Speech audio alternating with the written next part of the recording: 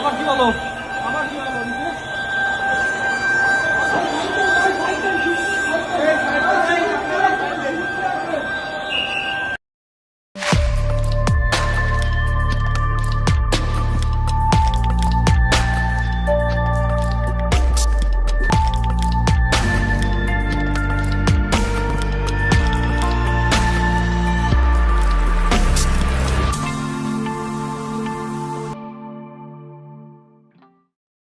BNP সরকার 8 দিন হাসপাতালের licence বাতিল করেছে, মহা বিশাল হেডমের কাজ করে ফেলিছে।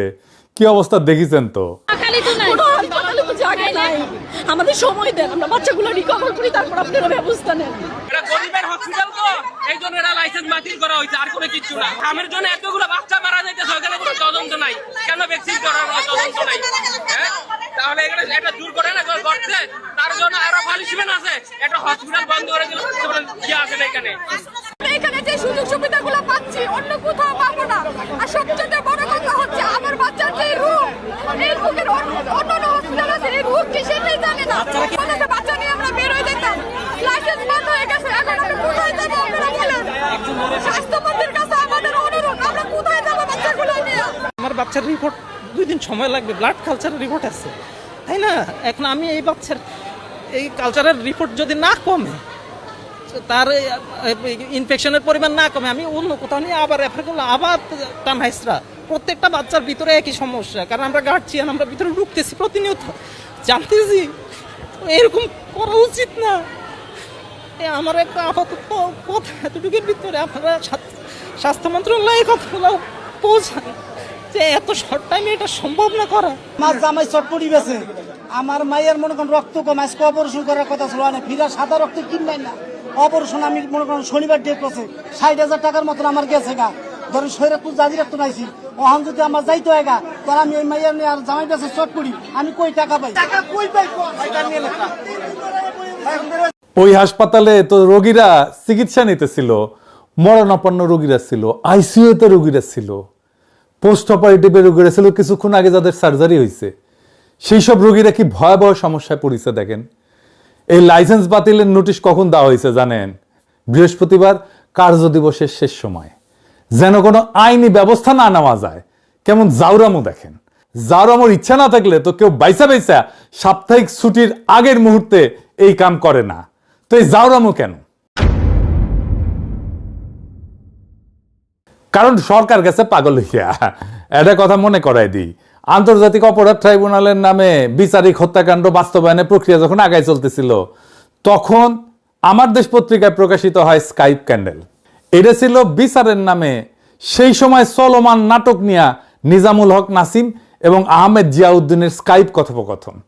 এই কথোপকথনে উঠে আসছিল জুডিশিয়াল মার্ডারের পরিকল্পনা বাস্তবায়নের পুরো চিত্র। ঠিক একইভাবে এখন বিএনপি সরকার পাগলা হইয়া গেছে।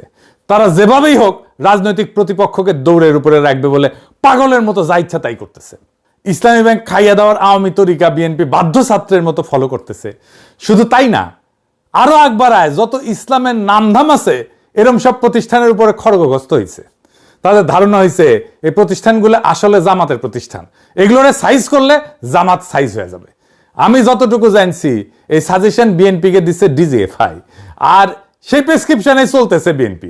ডিজিএফআই এর প্রেসক্রিপশনে কাটারানিতে তো হেলিকপ্টারে পলাইতে হয়েছে, আবার বিএনপি সেই ডিজিএফআই এর প্রেসক্রিপশন ফলো করতেছে। কেন বিএনপি এটা বাধ্য ছাত্রের মতো ফলো করতেছে, এটা একটু বিস্তারিত বুঝতে দেখতে হবে। 8 দিনের প্রসঙ্গে আবার ফিরে আসবো, কারণ পুরা বিষয়টার সাথে একটা গভীর রাজনৈতিক প্রশ্ন যুক্ত আছে। তাই পুরাটা না বুঝলে এই 8 দিনের প্রবলেমটা, চিত্রটা, ইসলামী ব্যাংকের প্রবলেমটা পরিষ্কার হবে না। আসেন সেটা একটু বুঝে দেখি, একটু অন্যদিকে যাইতেছি। বিএনপিরে বোঝানো হয়েছে হাসিনা পতনের পরে বাংলাদেশে ইসলাম পন্থার উত্থান হয়েছে, তুমি সামলাইতে পারবা না, তাই আওয়ামী বাম সব মিলা ইসলামপন্থীদের ঠেকাও, সবাই একসাথে নাও। সব গর্ত থেকে বাইরে হয়েছে। আওয়ামী লীগ নানা জায়গায় মিছিল করতেছে, ইন্ডিয়ান হাই কমিশনার বেনাপোল দিয়ে বুক ফুলায় ঢাকা এক ঢুকায় কয় আমাদের অভিন্ন স্বপ্ন, আমরা একসাথে চলবো, আমরা একসাথে একটা কত বড় জাতি গোষ্ঠী হইতে পারি। কি কইছে তার মানে হইতেছে আমরা একটা দেশ হইয়া যাই। আমি একটাই কথা বলতে পারি, আমাদের যা পপুলেশন আছে 140 কোটি, আর ওতে আমি 20 কোটি অ্যাড করে দিই, তাহলে 160। আমি যা এখানটা করতে চাই ওইটা 140 নাই, 60 অ্যাডেড, এখান থেকে 20 অ্যাড করে দিচ্ছি, তাহলে যা হবে একসঙ্গে হবে, বুঝেছো? আলাদাভাবে আমি ভাবছি না, আমার মনে ওইটা ঢুকছেই না।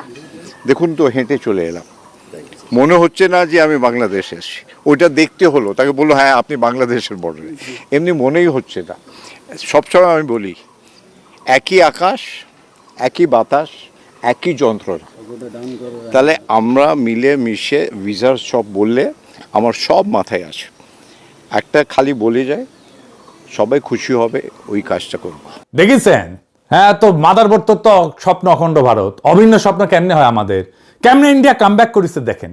আবার এর চারপাশে হাই কমিশনের চারপাশে সেই আওয়ামী লীগ আমলের মতোই লোকজন ঘিরা ধরিছে, দেখেছেন? এটাই হইতেছে কামব্যাক। সেজন্য তো দেখছেন জুলাই যোদ্ধাদের উলঙ্গ কইরা পিটায় নেত্রকোনায়, জুলাই স্তম্ভে আগুন দেয়, মাহাদিরের দৌড়ানি দেয়, আর নটি শাওন উল্লাস করে সেটা দেখা। আবার দেখেন ফুন্দের আলো কি করতেছে, তারাও কামব্যাক করছে, একই সাথে কি টাইটেল করছে দেখেন। ধরেন আওয়ামী লীগের কোনো ফ্যাসিস্ট এমপি মন্ত্রী মারা গেল, প্রথম আলো কি লিখবে? মারা গেলেন অমুক, তার সাথে একটা ভালো বিশেষণ ইউজ করবে, বলবে বর্ষিয়ান রাজনীতিবিদ। দেখেন বাংলাদেশের সবচেয়ে ক্রিমিনাল পলিটিশিয়ান তোফায়েল রেনিয়া লিখেছে কি, দেশের রাজনীতিতে নাকি স্মরণীয় হয়ে থাকবে। অথচ মাহাদির ক্ষেত্রে টোনটা দেখেন, পারলে একটা গালিও অ্যাড করে দিত ওই টাইটেলের সাথে, কই তো থানা পুরাই দিছি, হুমকি দেওয়া, সেই বৈষম্য বিরোধী ছাত্র নেতা এখন ধাওয়া খায় থানায় এসে লুকাইছে, এভাবে লিখতো পারলে। তো ধাওয়া দিছে কে? সে কেন থানায় আশ্রয় নিচ্ছে? তার মানে পরিস্থিতি এমন পর্যায়ে গেছে যে তার উপরে যে একটা অ্যাটাক হয়েছে, থানায় আশ্রয় নিতে বাধ্য হয়েছে। তো এটা তো থানায় আশ্রয় নিতে বাধ্য, তাকে তো ধাওয়া হয়েছে, তো ক্রাইম। এই ক্রাইমকে ফোকাসে রাখা হয় নাই। যদি ক্রাইমকে ফোকাসে না রাখবে তাহলে সংবাদপত্রে কাজ কি? থানা পুরাই দিছি বলে মায়েদের সেই বক্তব্য তো তখনই সেটেল হয়ে গেছে। এখন ওইটাকে একটা ব্যাক স্টোরি হিসেবে না মাদের উপর হামলার চেষ্টাকে জাস্টিফাই করা হইতেছে। এটাই ফুন্দের আলো, এটাই দিল্লি স্টার, ভিকটিমকে মক করতেছে। এটা কোন ধরনের সাংবাদিকতার জাউরার জাউরা ভাই? এই আবার একটা জাউরা সিল মেরে দেন ফন্দের আলোরে আর মতিউর রহমানকে। এটা তো আসলে লীগের অ্যাক্টিভিজম। লীগ যা বলতো তাই প্রথম আলো বলে, লীগের যা কিছু রাগ ক্ষোভ প্রথম আলো সেগুলো সবগুলো পোষে। আওয়ামী লীগ মাঠে নামতেছে, ইন্ডিয়া কামব্যাক করতেছে, ফুন্দের আলোর আওয়াজ বাড়তেছে, সব এক সুতায় বাধা। একবার পাবলিক জ্বালাই দিছে ফুন্দের আলো, তারপরে শিক্ষা হয় না, এদের শিক্ষা হয় না। ফুন্দের আলো দিল্লি স্টার শুধু ইন্ডিয়ান মিডিয়া না, তারা নিজেরাও ফ্যাসিস্ট। ফুন্দের আলো দিল্লি স্টার যতদিন বাংলাদেশে থাকবে ততদিন আওয়ামী লীগ ফিরে ফিরে আসবে। এইবার আসেন দেখি এই 8 দিনকে আসলে জামাতে প্রতিষ্ঠান, ইসলামী ব্যাংকে আসলে জামাতে প্রতিষ্ঠান।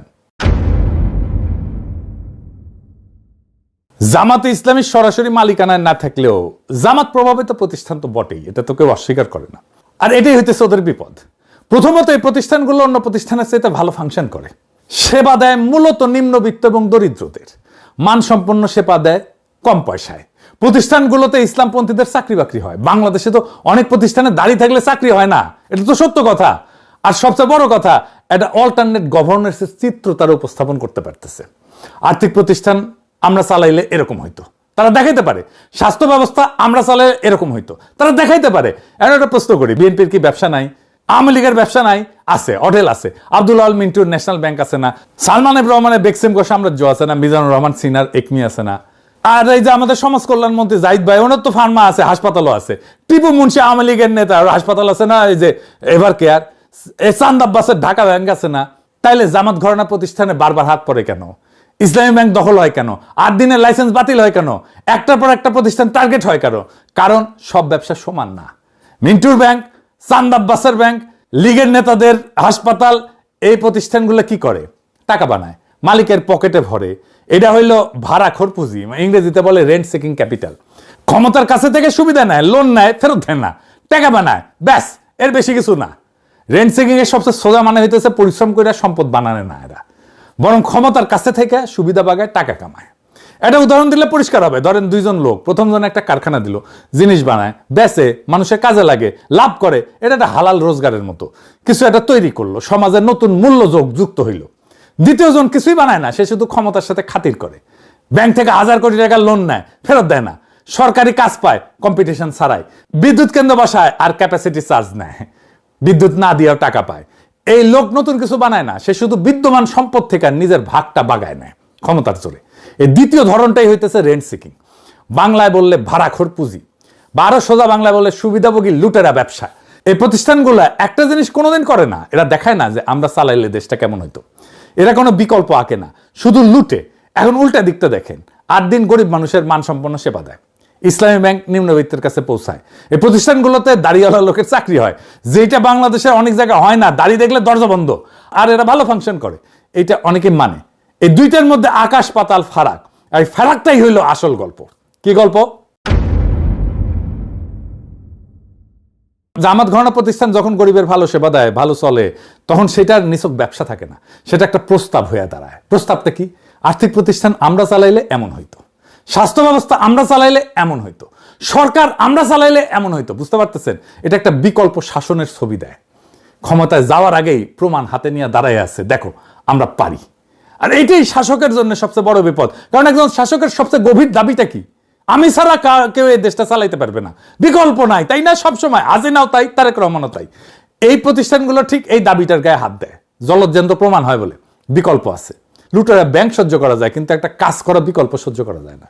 ইটালিয়া চিন্তক আন্তোনিও গ্রামসি একটা কথা বলছিলেন, রাষ্ট্র মানে খালি সরকার, পুলিশ, আদালত না। রাষ্ট্র মানে এইগুলোর সাথে আর একটা জিনিস, সিভিল সোসাইটি, স্কুল, হাসপাতাল, ব্যাংক, সংগঠন, মসজিদ, মাদ্রাসা। ক্ষমতা টিকা থাকে এই প্রতিষ্ঠানগুলোর মধ্যে দিয়ে, মানুষের সম্মতি তৈরি করে এরা। গ্রামসি বলতেন, যদি কেউ ক্ষমতাকে চ্যালেঞ্জ করতে চায়, তাইলে তাকে একটা সিভিল প্রতিষ্ঠানগুলোর ভিতরে একটা পাল্টা শক্তি বানাইতে হবে। উনি নাম দিছিলেন কাউন্টার হেজিমনি, পাল্টা আধিপত্য। জামাত ঘরানা প্রতিষ্ঠানগুলো এইটা করতেছে, জানায় অথবা অজানায়, জেনে করুক আর না জেনে করুক। এরা একটা পাল্টা সিভিল সোসাইটি বানাইছে, রাষ্ট্রের অনুমতি ছাড়াই। এরা নিজের বৈধতা উৎপাদন করে, নিজের জনভিত্তি বানায়। এখন বুঝেন, শাসকের কাছে টিপু মুন্সির এভার কেয়ার কেন কোনো হুমকি না? সামিটের বিদ্যুৎ কেন্দ্র কেন কোনো হুমকি না? কেন সামিট টাকা পায়? আদানির বিদ্যুৎ কেন্দ্র কেন কোনো হুমকি না? সালমান রহমানের বেক্সিমকো কেন কোনো হুমকি না? ওইটা পাল্টা আধিপত্য বানায় না, কিন্তু 8 দিন ইসলামী ব্যাংক এরা বানায়।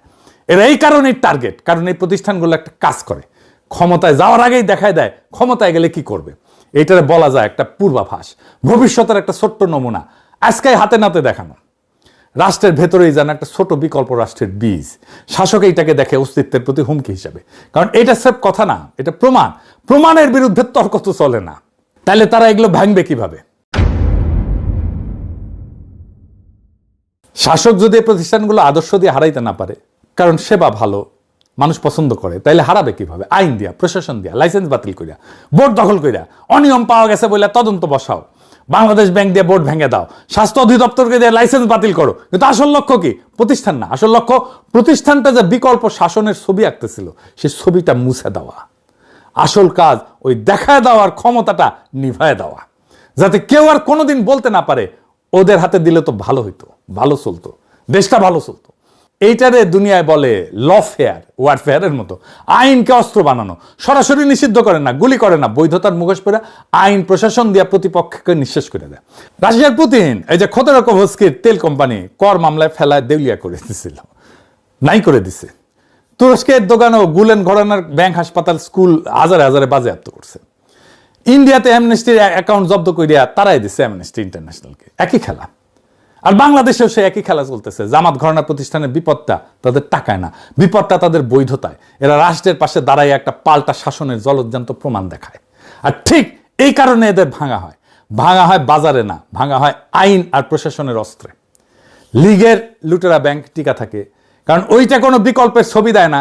আর 8 দিন ইসলামী ব্যাংক এরা ছবি দেয়, আর যে ছবি দেয় সেই ছবিটাই মুছতে হয়। এটা মাথায় রাখলে, আর এটা প্রত্যেকটা লাইসেন্স বাতিল, প্রত্যেকটা বোর্ড দখল, ব্যাংক দখল, এটার মানে বুঝতে পারবেন। প্রশ্নটা এটা না যে অনিয়ম হয়েছে কিনা, প্রশ্নটা সবসময় এইটাই যে প্রতিষ্ঠানকে একটা বিকল্পের স্বপ্ন দেখায় কিনা। দেখালে শেষ। বহুত হ্যাদম দেখাইছেন। হ্যাঁ, আসেন দেখাই। এই বাচ্চা মেয়েটা 250 টাকায় ডায়ালাইসিস পাইতো, সেটা বন্ধ করে দিচ্ছেন। আমার নাম ফাহিমা, বাড়ি মাগুরা। এই কিডনির সমস্যা ছোটবেলার থেকে। পিজি হসপিটালে হয়েছে 7 মাস মতো, সপ্তাহে 2 দিন। না, এখানে কোনো সমস্যা নেই। এটা আমাদের পেশেন্ট, এর নাম ফাহিমা, এর বাসা মাগুরা, এর বয়স 14 বছর। আমাদের এখানে গত বছর 2025 সালের 14ই আগস্ট থেকে আমাদের এখানে ডায়ালাইসিস পাচ্ছে। রেগুলার ডায়ালাইসিসে আসে সপ্তাহে 2 দিন। এই পেশেন্ট আমাদের এখানে, আমাদের দরিদ্র একটা ফান্ড আছে 250 টাকা, সেই 250 টাকায় ডায়ালাইসিস পাচ্ছে। দেখেছেন, বহুত হ্যাডম আপনাদের। এরকম 15,000 ডায়ালাইসিস রোগী চিকিৎসা পাইতেছিল এই 8 দিনে। আসিলেন হ্যাডমালা। বাংলাদেশের সবচেয়ে এফিশিয়েন্ট অ্যাম্বুলেন্স সেবা বন্ধ করে দিচ্ছেন। দেখেন 80 টাকার ভিতরে, ঢাকার ভিতরে। আমার আর আগেও একটা বেবি এখানে হয়েছে, আমি এখানে ভালো সেবা পাচ্ছি। এবং এখন আমারও ভেবে হওয়ার জন্য নিয়ে আসছে। শুরুর দিকে এই সেবা ছিল একদম ফ্রি। জ্বালানি তেলের দাম বাড়ায় তা হয় 150 টাকা। এখন ঢাকার ভেতরে মাত্র 380 টাকায় মিলছে দ্রুততম মানবিক সেবা। দেখেছেন আপনাদের প্রচুর অ্যাডম। ঢাকা শহরের দরিদ্র আর নিম্নবিত্তের মানসম্পন্ন হাসপাতাল বন্ধ করে দিয়েছেন। দেখেন কি বলে ওরা। আগামীতে আমি কোথায় যাব? আমার তো এত টাকা নাই ভাই, আমার প্রতিদিন লক্ষ লক্ষ টাকা ইনকাম নাই, আমি কোটিপতির সন্তান না, আমি কোথায় যাব আমার বাচ্চাকে নিয়ে সেটা বলেন। ওই বাচ্চা যদি মারা যায় সরকার কি দেবে? কি দেবে ওই বাচ্চার বাবা মাকে? আইসিইউ এনআইসিইউ তে একদিন দুই দিনের বাচ্চাও ভর্তি আছে, হঠাৎ করে যে লাইসেন্স বাতিল করে দিল, এই বাচ্চাগুলো এই পেশেন্টগুলো নিয়ে যাবে কোথায়?